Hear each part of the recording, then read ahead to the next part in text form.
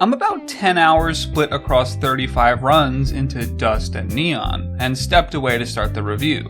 Both because I felt like I'd seen enough to begin writing, but maybe just as much because I was getting diminishing returns on fun.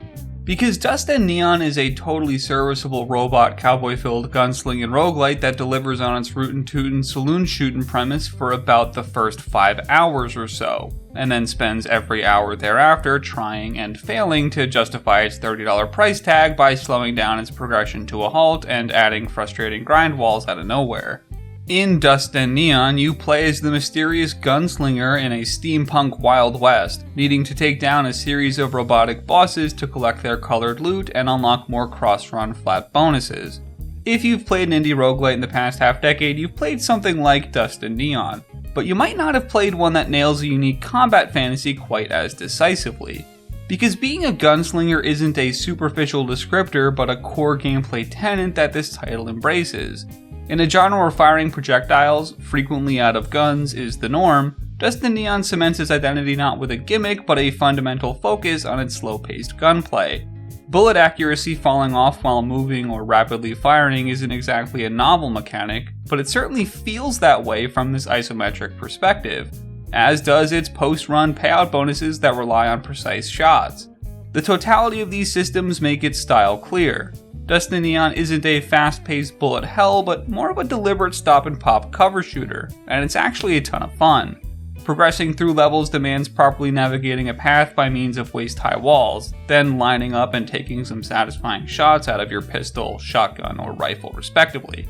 Low maximum ammo capacity will ensure high swappage between each of these options, and also demand you weave your way into their optimal firing ranges to take down enemies in between scouring for more ammo.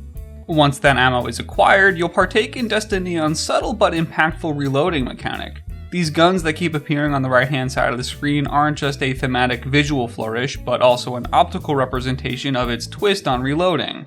Because every gun in the game is manual, popping the bullets into their chambers demands a button press for each bullet. On top of being a source of tactile feedback within the controls, it's also meaningful within the gameplay, because it means that high-capacity guns like a 12-round revolver can dish out a ton of pain quickly when you unload them, but it also means you're 12 button presses away from reloading them, demanding time you may or may not have, and giving you reasons to back off and look for safety behind cover.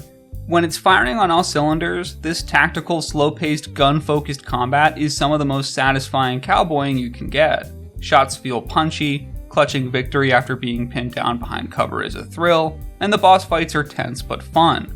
Outside of a few minor quibbles like an isometric camera that seemingly is more focused on what's behind you than in front, and depth perception that can be tricky to gauge during some encounters, the experience that I had while in any given level was good if not great. I liked and do still like Dust and Neon, but when it runs out of steam, it runs out hard, and the more time you spend with it, the less enjoyable it becomes. Because Dust and Neon is at its least compelling at the progression and meta level layer. Character upgrades happen through a skill tree where each individual point feels so insignificant you barely notice, compounded by the fact that once you reach a certain level threshold, you start getting only 1 point to spend down from the 2 you start with, taking an already slow and unimpactful progression system and making it even more so.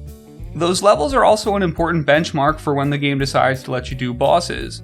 Progressing through the 6 major boss encounters can't just be done when you've got a build strong enough to take them on. You need to ensure you meet each boss's level requirement that gets steeper as you go along. What this means in practice is that you'll repeatedly be going back and doing old levels and bosses over and over again to grind experience points until you've hit a given boss's level threshold, then beat them and do it all over again.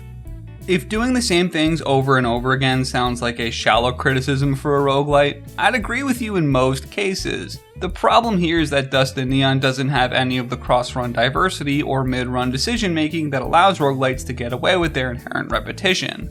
Because in Dust and Neon, the most significant variation between runs will be which guns you get, but seeing as how all of them need to fit into the pistol, shotgun, rifle trifecta, and the fact that you always have all 3 of those, you're never going to have a distinct build. Sure, you'll occasionally pull a legendary gun in your run that'll have you shifting your weight among the 3-legged stool, ammo permitting, but it'll rarely be anything more than a prioritization among the same 3 options you'll be using every time anyway. There are a few run modifiers available back at home base, particularly tonics and memory cards that give you temporary boosts.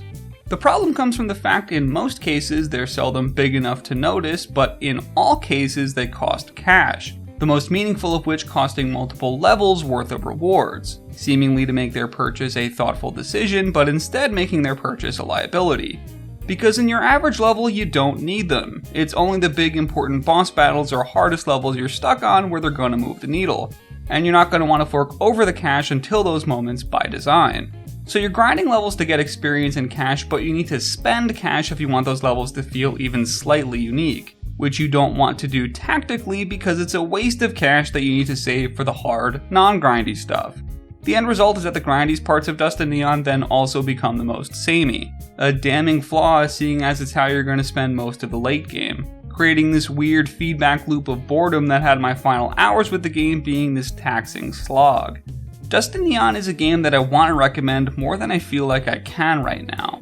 My first impressions were strong, and the shooting mechanics and deliberate pace make it a genuinely unique roguelite, but it over-relies on that repetitive roguelite framework without offering run-to-run diversity to make that repetition appealing.